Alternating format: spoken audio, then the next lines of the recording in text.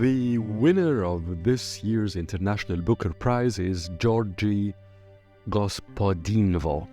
And first of all, excuse my bad pronunciation. He is from Bulgaria, and to be honest, I did not read any of his works.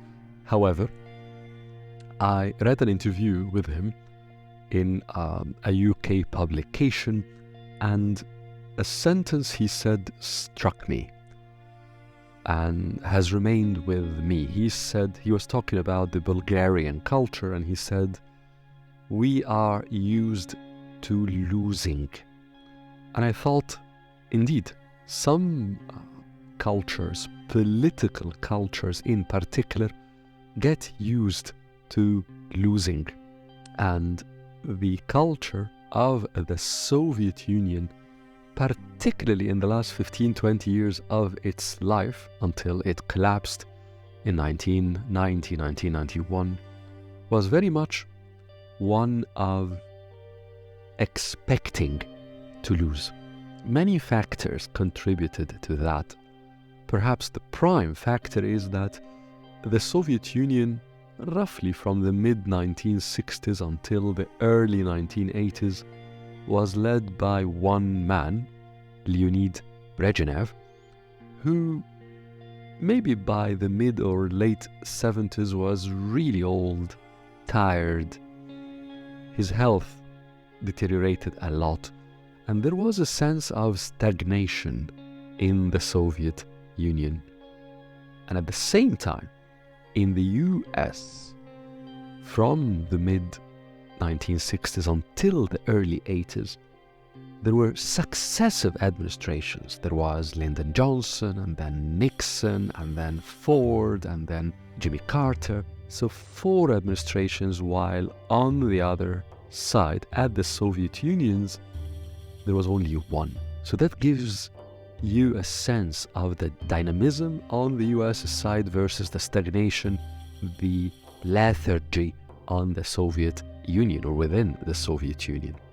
Some would say in the early 1980s there was a moment in which the Soviet Union appeared as if it was poised for rejuvenation, and that was when Yuri Andropov came to power, became the Secretary General of the Communist Soviet Party and therefore the leader of the Soviet Union. And I think that is correct.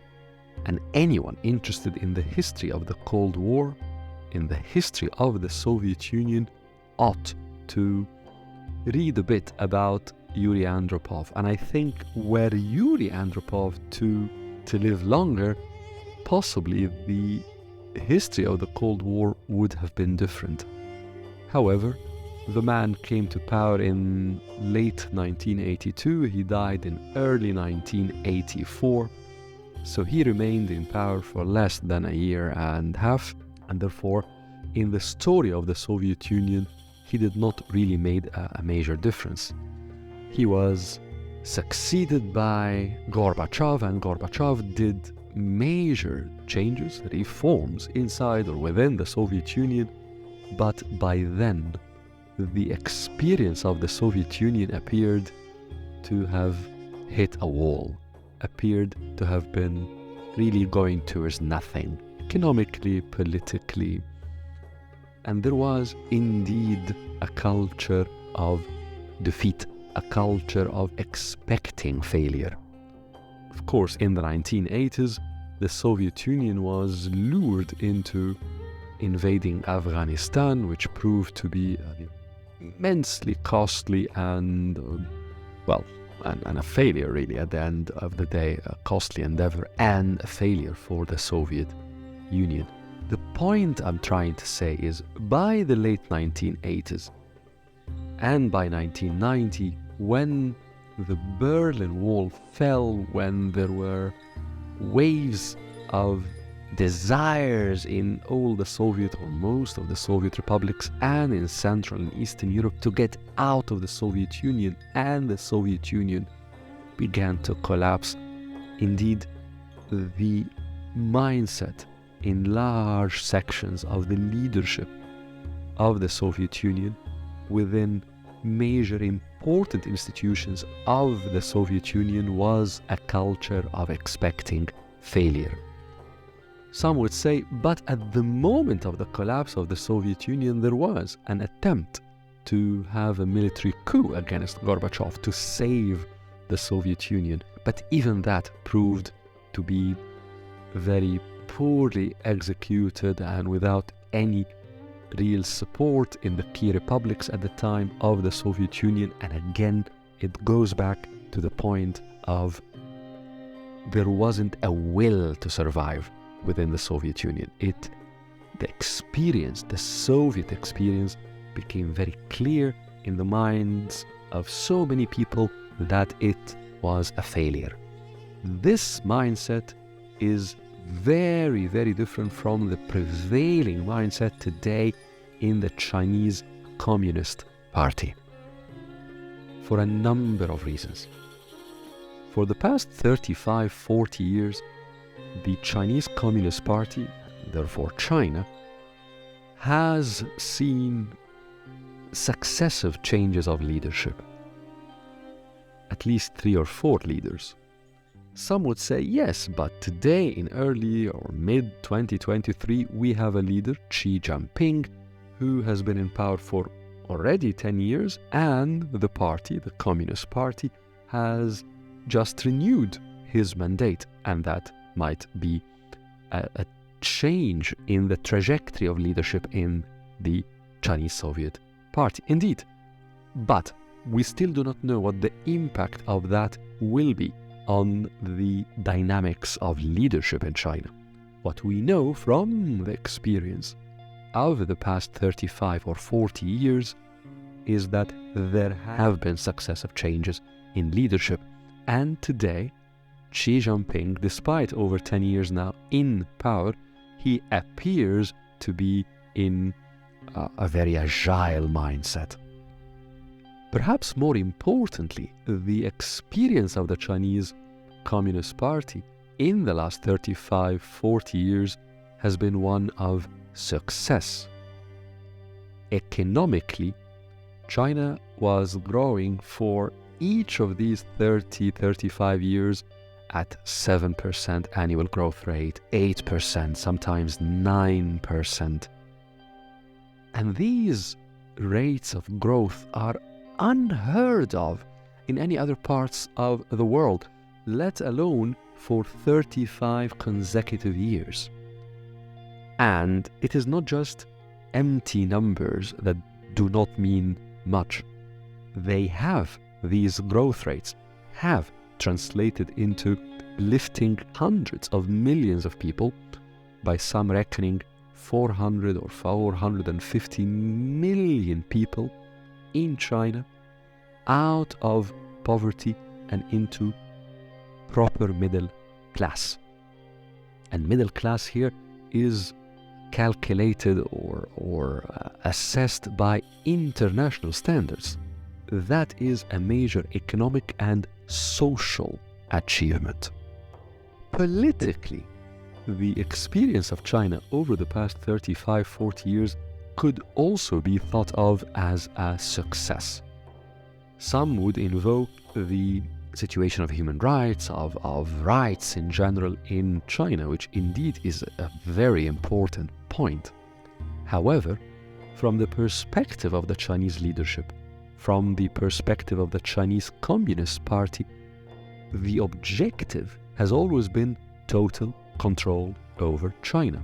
No competition over power, no real opposition. And if you look from that perspective, then the Chinese Communist Party has achieved the objectives it had in mind, it wanted to arrive at. And therefore, from that perspective, some people would argue that politically China was also a success in the past 35-40 years. And certainly many would say that China has been trying over the past 10 years or so to export its socio-political model as an alternative to the liberal democratic model that the West presented to the world or has presented to the world over the past half century. But the experience of the Chinese Communist Party, or China in general, over the past 35-40 years is not just limited to economics and politics and social dynamics. It's also historical. That's a very important point in China, because China is not a mere country. China is a civilization, and civilizations always think in terms of centuries, think in terms of their own positioning in the flow of history. From that perspective, China has seen itself, at least in the 18th and 19th century, as having been, and early 20th century, as having been on a downward trajectory, has often been humiliated by external powers. An important part of the narrative, of the message of the Chinese Communist Party over the past half century, at least in the last 30 years, and very much in the past 10-15 years, was that China is rising. China is retaking its place in the world, the place that its history, its civilization merit for it. This narrative, this historical positioning is so important to China in the Chinese psyche that it has been a pillar of the political message of the Chinese Communist Party internally. And from that perspective, indeed, that message has been very powerful, has a major buy-in in wide sections of the Chinese society, and therefore it also underscores the point of success. Why all of this is very relevant to the series about the US, China, and the world? Because whereas the Soviet Union in the last 10-15 years of its life was opposed to the United States while it had a mindset expecting failure, today China is rising and is entering the strategic confrontation with the United States while it has an experience of success, at least an experience that is being interpreted internally with strong substantiation as one of success. And therefore, China enters this strategic confrontation with the US expecting victory. That's a major difference in mindset between how the Soviet Union was in the late 1970s throughout the 1980s and today, China in 2023 and the coming few years. And that point about the mindset is of immense importance in the nascent strategic confrontation between the US and China. Anyone thinking about that strategic confrontation ought to bear that point in mind.